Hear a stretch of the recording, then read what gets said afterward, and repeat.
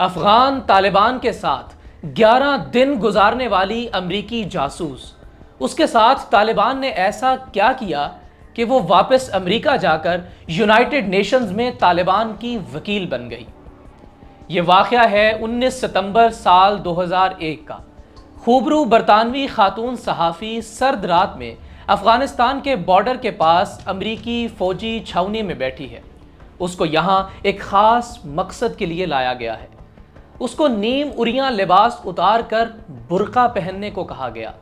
برقع پہن کر بارڈر کی تاروں کے نیچے سے یوان ریڈلی افغانستان میں داخل ہو گئی، مگر اگلے ہی دن قندھار کی داخلی چیک پوسٹ پر اس سے جب پاسپورٹ مانگا گیا تو ظاہر ہے وہ نہ دے سکی، لہٰذا یوان ریڈلی کو گرفتار کر کے طالبان کے حوالے کر دیا گیا۔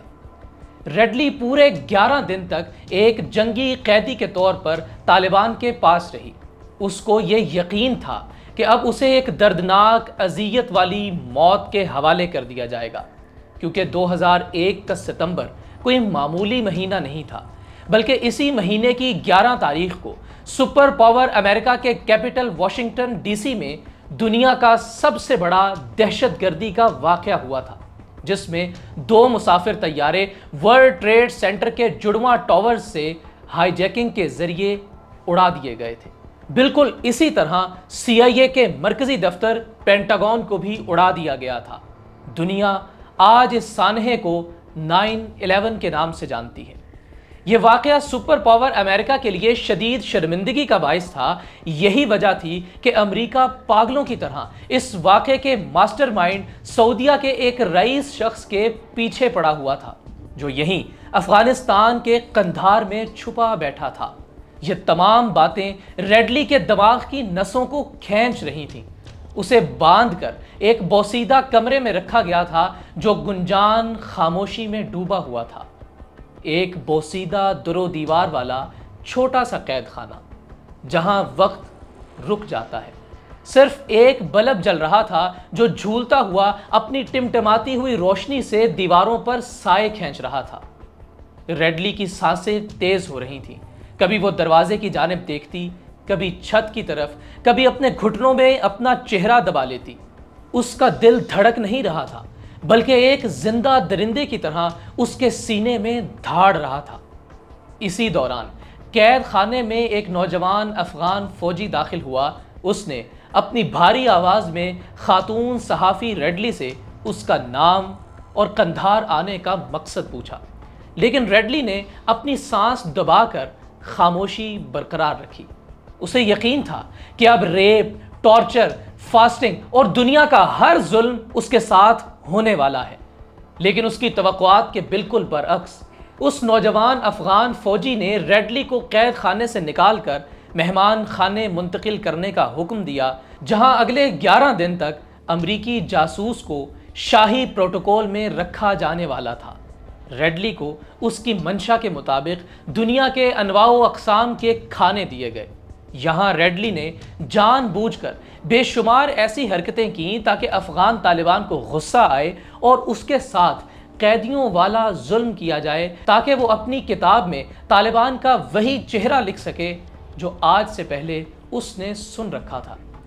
مگر یہاں اس 11 روزہ قید میں ریڈلی کو طالبان کو بہت قریب سے دیکھنے کا موقع ملا۔ وہ ریڈلی جو اپنے وطن کی محبت میں طالبان کی جاسوسی کرنے اور ان کی کردار کشی کی نیت سے آئی ہوئی تھی، اب طالبان سے متاثر ہونے لگی تھی۔ اس نے طالبان سے رہائی کا مطالبہ کیا اور اپنے باحفاظت گھر پہنچنے پر بھاری معاوضے کی پیشکش بھی کی، مگر طالبان کی جانب سے اس سے رہائی کے عوض صرف ایک وعدہ لیا گیا کہ آپ مسلم مجاہدین پر تحقیق کرنے آئی تھیں، آپ کی تحقیق قرآن کے مطالعے کے بغیر ادھوری ہے۔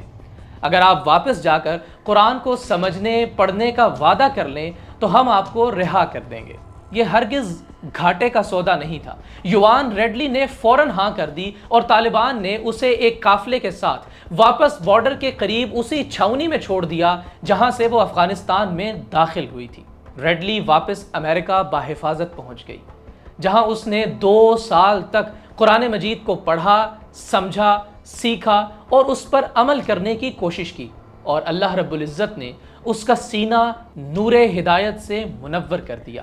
یوان ریڈلی نے سال 2003 میں اسلام قبول کر لیا، مگر اس نے اپنا نام تبدیل نہیں کیا کیونکہ وہ یہ سمجھتی اور برملا کہتی تھی کہ اسلام اسے اسی کی شناخت سے قبول کرتا ہے۔ ریڈلی کے ہاں ایک بیٹی کی پیدائش ہوئی جس کا نام اس نے ہانا رکھا۔ اسی نسبت سے دنیا آج یوان ریڈلی کو ہانا کے نام سے بھی جانتی ہے۔ یوں طالبان کے کردار سے ایک غیر مسلم امریکی جاسوس دائرہ اسلام میں نہ صرف یہ کہ داخل ہوئی بلکہ مسلمانوں کی یونائٹڈ نیشنز میں ایک بہترین وکیل بن کر دنیا کے سامنے ابھری۔ وہ اقبال نے کہا تھا نا کہ وہی جوان ہے قبیلے کی آنکھ کا تارا، شباب جس کا ہو بے داغ ضرب ہو کاری۔